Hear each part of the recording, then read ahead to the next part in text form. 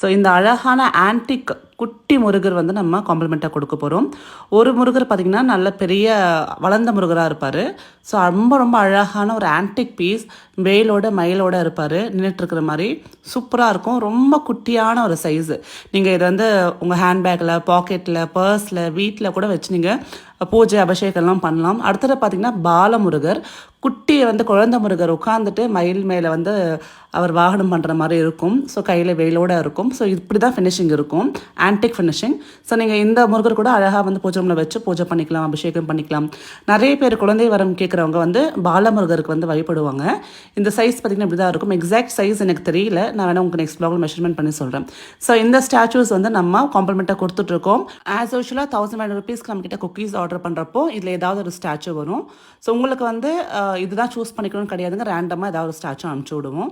So மறக்காமல் WhatsApp நம்பருக்கு நீங்கள் வாட்ஸ்அப் பண்ணுங்கள்.